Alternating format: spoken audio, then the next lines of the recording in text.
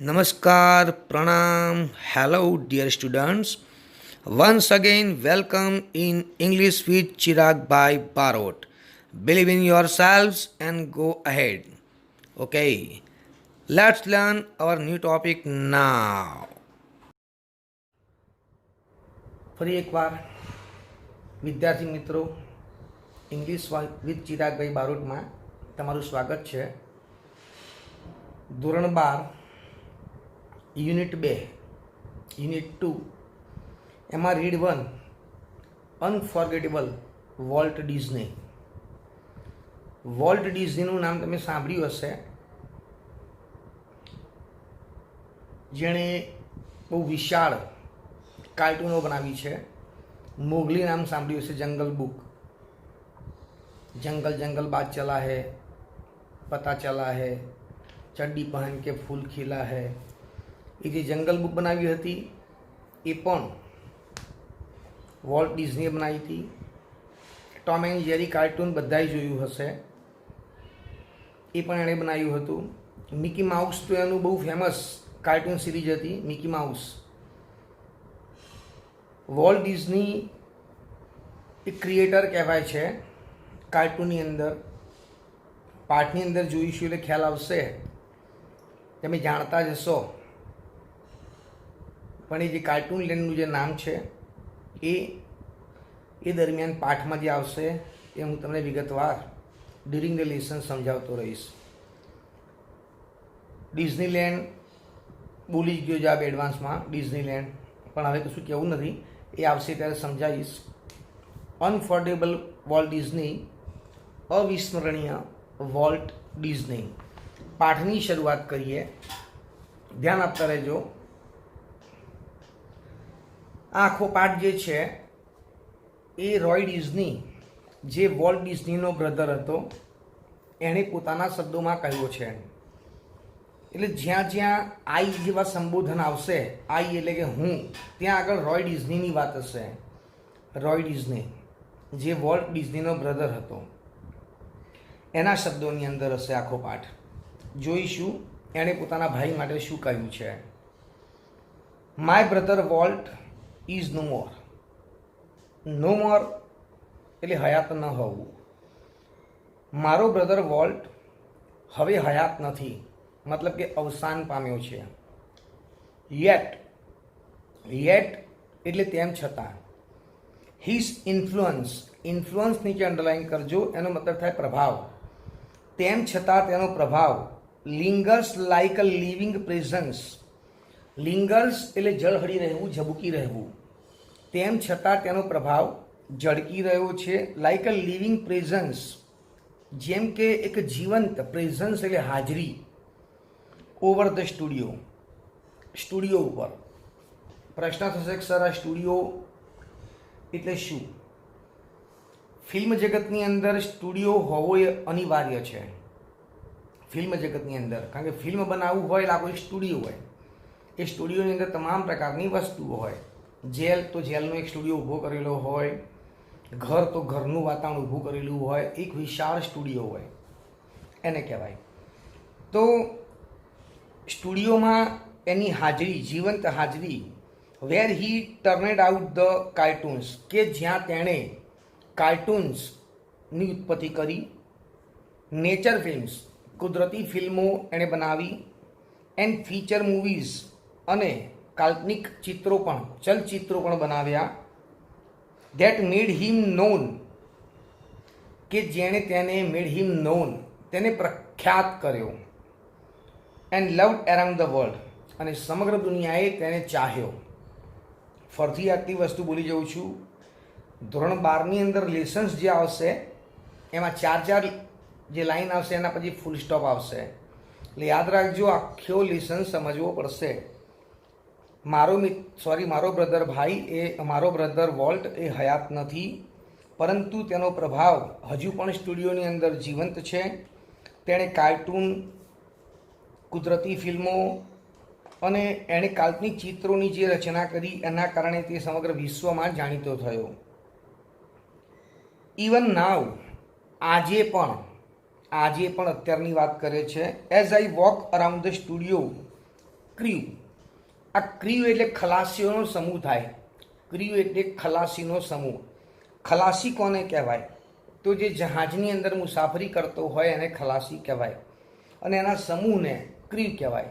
પણ અહીંયા ક્રીવ એ સ્ટુડિયોમાં કામ કરનાર વ્યક્તિઓ માટે છે.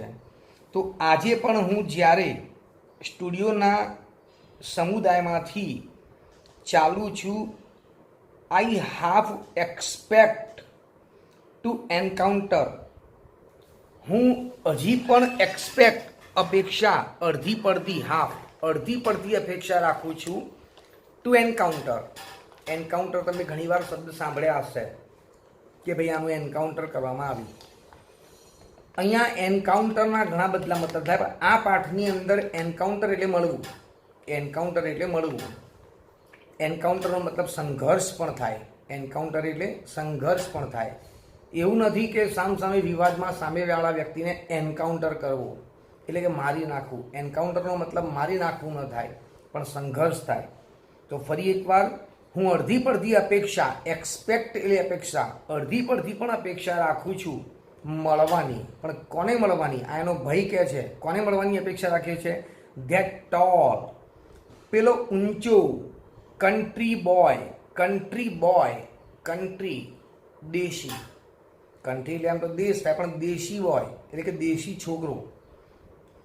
છોકરો, કન્ટ્રી બોય ફિગર, એ દેશી છોકરાની આકૃતિને head bowed in thought about some new project, જેનું માથું હંમેશા બોર્ડ નમેલું રહેતું ઇન થોટ વિચારોમાં, અબાઉટ સમ ન્યૂ પ્રોજેક્ટ કેટલાક નવા પ્રોજેક્ટ માટે જે પોતાનું માથું નમાવીને જ બેસતો. વોલ્ટ હંમેશા માટે વિચારશીલ રહેતો, એ વિચારીને જ કામ કરતો. જે ચિંતનશીલ હોય ને એ બુદ્ધિશાળી હોય. જે વ્યક્તિ હંમેશા માટે વિચારતો રહેતો હોય એ બુદ્ધિશાળી હોય જ. આ નિયમ જ છે. હવે આગળ જોઈએ. Volt was so much the driving force. બેટા અંડરલાઈન કરજો આ બધા આ શબ્દને. ડ્રાઇવિંગ ફોર્સ એટલે પ્રેરક બળ. ડ્રાઇવિંગ ફોર્સ આ શબ્દ પૂછાશે. વોલ્ટ જે હતો એ ખૂબ પ્રેરક બળ હતો. બિહાઇન્ડ ઓલ વી ડીડ, અમે જે પણ કંઈ કરતા એના બિહાઇન્ડ, એના પાછળનું પ્રેરક બળ વોલ્ટ હતો. વિદ્યાર્થી મિત્રો ઘણીવાર ઘણા કામ કરતા હોય છે, એ ઘણા કામ પાછળ એમનું પ્રેરક બળ એમના માતા પિતા હોય છે. એવી રીતે from making movies to building Disneyland આવી ગયો શબ્દ. ચલચિત્રો બનાવવાથી માંડીને ડિઝનીલેન્ડ બનાવ્યું ત્યાં સુધીનું પ્રેરક બળ આમનું કોણ છે? વોલ્ટ. ડિઝનીલેન્ડનું નામ તમે સાંભળ્યું હશે, સાંભળ્યું છે. તારક મહેતા કા ઉલ્ટા ચશ્માની અંદર પણ એકવાર ડિઝનીલેન્ડ બતાવ્યું હતું કે નહોતું બતાવ્યું? હા, ડિઝનીલેન્ડ. પછી એના જેવી અતુલ્ય વસ્તુ બીજી બની નથી. તો એણે એવું કહ્યું કે ભાઈ ફિલ્મ બનાવવાથી માંડીને, મૂવી બનાવવાથી માંડીને ડિઝનીલેન્ડ બાંધ્યું ત્યાં સુધી. that people constantly mention his name, કે લોકો સતત, કોન્સ્ટન્ટલી એટલે સતત, મેન્શન્ડ એના નામનો ઉલ્લેખ, મેન્શન્ડ એટલે ઉલ્લેખ કરવો, એના નામનો ઉલ્લેખ કરતા રહેશે. એઝ ઇફ, આ તમારે ભણવામાં આવશે આ ચેપ્ટર. એઝ ઇફ એટલે જાણે કે, એઝ ઇફ એટલે જાણે કે, આને કહેવાય એડવર્બ ક્લોઝ ઓફ સપોઝિશન. જાણે કે હી વેર સ્ટીલ અલાઇવ, જાણે કે તે જીવતો હોય. અહીંયા તમને પ્રશ્ન થશે કે સાહેબ હી જોડે વેર કેવી રીતે વપરાયું? હી જોડે વોઝ ના વપરાય? ફરીથી કહી દઉં તમને કે એઝ ઇફ અને એઝ ધો આ બંને એડવર્બ ક્લોઝ ઓફ સપોઝિશન. જ્યારે આપણે ગ્રામરનું આ ચેપ્ટર ભણીશું ત્યારે કોઈ પણ સબ્જેક્ટ, કોઈ પણ કરતા હોય એની જોડે વેર જ વપરાય. WERE, વેર જ વપરાય. તો શું કહે છે? જાણે કે હી વર સ્ટીલ અલાઇવ, જાણે કે તે હજુ પણ જીવતો હોય.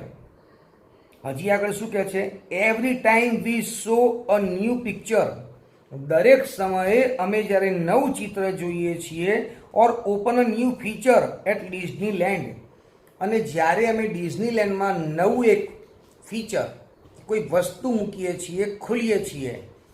ફીચરના મતલબ ઘણા બધા મતલબ થાય. ફીચર્સ જ્યારે આપણે ફોન લેવા જઈએ છીએ તો પૂછીએ છીએ કે ભાઈ આમાં અલગ અલગ ફીચર્સ કયા કયા છે, કયા કયા ફીચર છે. તો બસ એ જ કે જ્યારે અમે ડિઝનીલેન્ડની અંદર કોઈ નવી વસ્તુ ખોલીએ છીએ, નવું કંઈક ફીચર્સ ખોલીએ છીએ, ત્યારે શું કહે છે? Someone is bound to say. કોઈક વ્યક્તિ તો કહે જ છે. જ્યારે અમે ડિઝનીલેન્ડમાં કંઈક નવી વસ્તુ ખોલીએ છીએ, કંઈક નવા પાત્રનું એ કરીએ છીએ, ત્યારે કોઈક તો કહે જ છે. શું કહે છે? આઈ વન્ડર, હું વિચારું છું, how Walt would like it. વોલ્ટને આ કેવું લાગ્યું હશે, વોલ્ટને આ કેવું લાગતું હશે. એન્ડ વેન ધીસ હેપન, અને જ્યારે આ બને છે ડિઝનીલેન્ડમાં, જ્યારે જ્યારે કોઈ નવું ફીચર્સ મૂકવામાં આવે છે, કોઈ પ્રશ્ન કરે છે કે વોલ્ટને આ કેવું લાગે છે, આઈ પર્સનલી રિયલાઇઝ ધેટ, ત્યારે મને વ્યક્તિગત રીતે ખ્યાલ આવે છે કે ઇટ વોઝ સમથિંગ, એ કંઈક એવી વસ્તુ હતી, હી હિમસેલ્ફ હેડ પ્લાનેડ, જેનું આયોજન વોલ્ટે પોતે કર્યું હતું. એ કંઈક એવી વસ્તુ હતી જેનું આયોજન વોલ્ટે પોતે કર્યું હતું. હજી આગળ જરા જોતા રહેજો. ફોર માય ઇમેજિનેટિવ, આ બધા શબ્દો વોલ્ટ માટે વપરાયા છે. હવે ફોર માય ઇમેજિનેટિવ ઇન્ડસ્ટ્રીયસ બ્રધર, મારો ઇમેજિનેટિવ કલ્પનાશીલ. કલ્પનાશીલ ખબર પડે, જે હંમેશા આપણે કલ્પનાઓની દુનિયામાં રાસ્તો હોય, કલ્પનાઓ જ કરતો હોય. એના આગળ કહે છે ઇન્ડસ્ટ્રીયસ. ઇન્ડસ્ટ્રીયસનો મતલબ ઇન્ડસ્ટ્રીયલ નથી કહ્યું, ઇન્ડસ્ટ્રીયસ કહ્યું છે. ઇન્ડસ્ટ્રીયસ એટલે ઉદ્યમી, પ્રયત્નશીલ, જે હંમેશા પ્રયત્ન કરતો હોય. મારો કલ્પનાશીલ અને ઉદ્યમી બ્રધર, ભાઈ, લેફ્ટ ઇન અ પ્રોજેક્ટ, એ પૂરતા પ્રોજેક્ટ છોડતો ગયો છે. એ તો ગયો, એ હવે હયાત નથી, પણ એ એટલા પૂરતા પ્રોજેક્ટ છોડતો ગયો છે ઇન પ્રોગ્રેસ, પ્રગતિમાં, to keep the rest of us busy for many many years, કે અમે જે રેસ્ટ એટલે બાકીના અમે જેટલા પણ છીએ એમને મેની યર્સ, ઘણા વર્ષો સુધી બિઝી, વ્યસ્ત રાખવા પૂરતા છે. વોલ્ટ અમારા માટે એટલા પ્રોજેક્ટ છોડીને ગયો છે કે અમે જે બાકી વધ્યા છીએ એમના માટે ઘણા વર્ષો સુધી અમે પૂરેપૂરા વ્યસ્ત છીએ કામની અંદર. આનું તાત્પર્ય એવું થયું કે આદરણીય ધીરુભાઈ અંબાણીજી જ્યારે અવસાન પામ્યા ત્યારે એ અઢળક મિલકત છોડતા ગયા. સાથે સાથે એમના આયોજનો પણ એવા જ કંઈક હતા કે એ આયોજનોના કારણે હજી પણ મુકેશજી અંબાણી જે છે એમના નામ વિશ્વમાં પ્રખ્યાત છે. હવે મુકેશ અંબાણી એવા પ્રોજેક્ટ મૂકી રહ્યા છે રિલાયન્સ ગ્રુપની અંદર કે નવા ફોન્સ એમણે શરૂ કર્યા, જીઓનું કાર્ડ શરૂ કર્યું. ટૂંકમાં વ્યક્તિ જ્યારે અવસાન પામે પરંતુ પાછળ એવા આયોજનો કરતો જાય કે જે આયોજનોને પહોંચી વળવા માટે પાછળની પેઢી સક્ષમ ન હોય, એટલી વ્યસ્ત એ પેઢીને રહેવું પડે.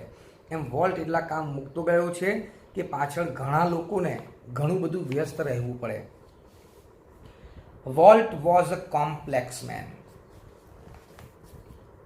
થોડી ઘણી શોર્ટ નોટ અહીંથી શરૂ થાય છે. આ બહુ અગત્યની આઈએમપી, મોસ્ટ આઈએમપી જે ગણો એ શોર્ટ નોટનું નામ છે વોલ્ટ અ ક્રિએટિવ પર્સન. વોલ્ટ એક સર્જનાત્મક વ્યક્તિ. લખવાની હાલ જરૂર નથી, ઘણા પેન શોધવા માંડ્યા હશે, ઘણા લખવાનો પ્રયત્ન કરતા હશે, પણ હું છેલ્લે કહી દઈશ. Walt was a complex man. Walt એક જટિલ માણસ હતો, કોમ્પ્લેક્સ હતો, એટલે કે એના વ્યક્તિત્વને પારખવું બહુ અઘરું હતું. ટુ ધ રાઇટર્સ, જો બધા માટે એનું જે પાસું હતું કેવું હતું, ટુ ધ રાઇટર્સ, લેખકો માટે, પ્રોડ્યુસર્સ એન્ડ એનિમેટર્સ, લેખકો માટે, પ્રોડ્યુસર્સ એન્ડ એનિમેટર્સ, અને એનિમેટર્સ, આ ત્રણ વ્યક્તિઓ માટે, લખનાર બી હોય, પ્રોડ્યુસર એટલે કે જે ફિલ્મોનું પ્રોડક્શન કરતા હોય એ, એનિમેટર્સ જે એનિમેશન બનાવતા હોય, એનિમેટર્સનો મતલબ શું થાય એ આગળ એનિમેટેડ વસ્તુ આવશે ત્યારે હું સમજાવીશ. એનિમેટર્સ એટલે શું, તો શું કહે છે, લેખકો માટે, પ્રોડ્યુસર્સ માટે અને એનિમેટર્સ, એ હું સમજાવીશ હમણાં આવે. એટલે એનિમેટર્સ હુ વર્કડ વિથ હિમ, જે એની માટે કામ કરતા એમના માટે આ વર્લ્ડ કેવો હતો, હી વોઝ અ જીનિયસ, તે એક તજજ્ઞ માણસ હતો.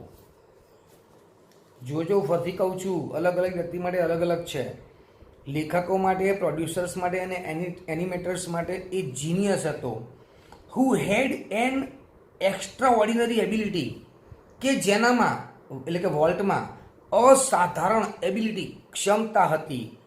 Two add an extra stroke of imagination, extra stroke એટલે કે વિશેષતાઓ, એડ એટલે ઉમેરવું, ઓફ ઇમેજિનેશન જેનામાં કલ્પના શક્તિ ઉમેરવાની વિશેષ શક્તિ હતી. ફરીથી કહું છું, લેખકો માટે, પ્રોડ્યુસર્સ માટે, એનિમેટર્સ માટે વોલ્ટ એ એક તજજ્ઞ હતો કે જેનામાં કંઈક વિશેષતા ઉમેરવાની શક્તિ હતી. હજી કે શેમાં, of imagination to any story or idea, કોઈ પણ વાર્તા કે કોઈ પણ વિચારમાં, કોઈ પણ વાર્તા કે કોઈ પણ આઈડિયા, કોઈ પણ વિચારની અંદર કંઈક વિશેષતા ઉમેરવાની એની શક્તિ હતી. ઘણા વ્યક્તિઓમાં આવી શક્તિ હોય કે જ્યારે કોઈ બાબતની વાત ચાલતી હોય તો એ અંદર એવા પ્રકારનો તર્ક મૂકી દે, એવા પ્રકારનો તર્ક કે એ તર્કના કારણે એ વસ્તુ કામ કરી જાય, એ તર્કના કારણે એ વસ્તુ કામ કરી જાય. આવી શક્તિ વોલ્ટમાં હતી અને એનું પ્રદર્શન પણ તમને આગળ જેમ જેમ લેસન આગળ વધતો જશે એ જોવા મળશે કે એનામાં એવી શક્તિ શું હતી. હજી આગળ શું કહે છે, to the millions of people, millions 10 lakh, લાખો લોકો માટે, હુ વોચડ હિઝ ટીવી શો, કે જેઓએ તેનો ટીવી શો જોયો. એ વખતે આવતી હતી ટોમ એન્ડ જેરી, મેં પોતે જોયેલી છે, મેં પોતે મિકી માઉસ પણ જોયેલી છે, હું નાનો હતો ત્યારે. તે શું કહે છે કે to the millions of people, લાખો, મિલિયન એટલે 10 લાખ થાય, પણ અહીંયા મિલિયન એટલે લાખો લોકો માટે કે જેઓએ તેનો ટીવી શો જોયો, એમના માટે વોલ્ટ કેવો હતો જુઓ. હી વોઝ અ વાર્મ, એમના માટે વોલ્ટ એક હૂંફાળો, કાઇન્ડલી પર્સનાલિટી, એક દયાળુ વ્યક્તિત્વ ધરાવતો, હૂંફવાળો અને દયાળુ વ્યક્તિત્વ ધરાવતો. બ્રિંગિંગ ફન, જેણે ફન આનંદ જે લાવ્યો, જે એમના માટે આનંદ લાવતો વ્યક્તિ, એન્ડ પ્લેઝર અને ખુશી, રમૂજ અને ખુશી લાવતો વ્યક્તિ ઇન ટુ ધેર હોમ્સ, એ લાખો વ્યક્તિઓ માટે તેમના ઘરે આનંદ લાવતો એટલે કે રમૂજ લાવતો અને આનંદ લાવતો વ્યક્તિ હતો. ટુ ધ બેન્કર્સ, અને બેંકવાળાઓ માટે, બેન્કરો માટે વોલ્ટ કેવો હશે, કારણ કે આ બધી વસ્તુ કરવા માટે બેંકમાંથી લોન લેવી પડે. તો to the bankruptcy who financed us, sorry, to the bankers, બેન્કરો માટે હુ ફાઇનાન્સ્ડ અસ, કે જેમણે અમને ફાઇનાન્સ આર્થિક સહાય કરી એટલે કે લોન આપી. બેન્કર્સ લોકો માટે કે જેમણે અમને ફાઇનાન્સ આર્થિક સહાય કરી હતી. આઈ એમ શ્યોર, મને ખાતરી છે, he seemed like a wild man, તેમણે તે વોલ્ટ વાઇલ્ડમેન, એક જંગલી વ્યક્તિ લાગતો હતો. હેલબેન્ટ, હેલબેન્ટ એટલે અડગ લાગતો હતો, અડગ, જનુની અડગ ફોર બેન્કરપ્સી, અને દિવાળીઓ કાઢે, દિવાળી ખબર પડે છે કે જે પોતાના પૈસા નહીં આપે અને જેવું ફૂંકી નાખશે, એવો માણસ લાગતો હતો. બેન્કરપ્સી શબ્દ પણ યાદ રાખજો. ટુ મી, અને મારા માટે, બધા માટે આવી ગયું, પ્રોડ્યુસર્સ માટે આવી ગયું, રાઇટર્સ માટે આવી ગયું, એનિમેટર્સ માટે આવી ગયું, લાખો વ્યક્તિઓ માટે પણ આવી ગયું, બેન્કર્સ માટે પણ આવી ગયું. હવે વાત રહી એના પોતાના ભાઈની રોય માટે, રોય ડિઝની માટે. મારા માટે to me he was my amazing kid brother, તે મારો અદ્ભુત ભાઈ હતો. Full of impractical dreams, impractical dreams, અવ્યવહારુ સ્વપ્નો. અવ્યવહારુ સ્વપ્ન કોને કહેવાય? મારી ભાષામાં ઇમ્પ્રેક્ટિકલ ડ્રીમ્સ એટલે દીવા સ્વપ્ન કહેવાય. દીવા સ્વપ્ન એવા સ્વપ્નો કે જે કદી સાકાર ન થઈ શકે. એવા સ્વપ્નો કે જે સાકાર ન થઈ શકે. હું એવું સ્વપ્ન જોઈ લઉં કે મારી પાસે એટલા રૂપિયા આવી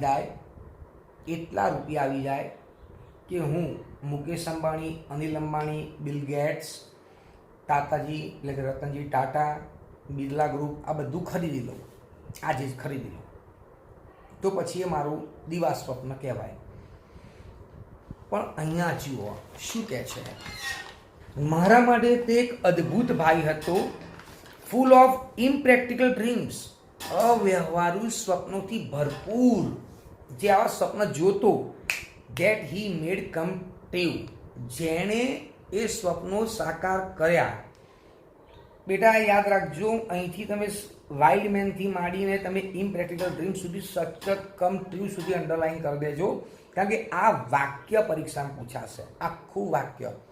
આમાંથી હેલબેન્ટ શબ્દ, વાઇલ્ડ મેન અને ઇમ્પ્રેક્ટિકલ ડ્રીમ્સ અને બેન્કરપ્સી આટલા શબ્દો લઈને તમારે એક વાક્ય બનાવવાનું હશે. એટલે તમારે આ જ વાક્ય લખશો તો બેસ્ટ રહેશે. હવે આગળ જોઈએ. The apple orchard and weeping willows. જરા જોજો, એપલ ઓર્ચાર્ડ, સફરજન એની વાડી, સફરજનની વાડી એન્ડ વીપિંગ વિલો અને સ્ટેન્ડ ગ્રીન. ફરીથી બોલું છું, સફરજનની વાડી and weeping willow stand green. અને વીપિંગ વિલો એટલે નેતર, નેતરના જે વૃક્ષો આવે, નેતર નામ સાંભળ્યું હશે. પહેલાં જમાનામાં સાહેબ નેતરની સોટીથી મારતા.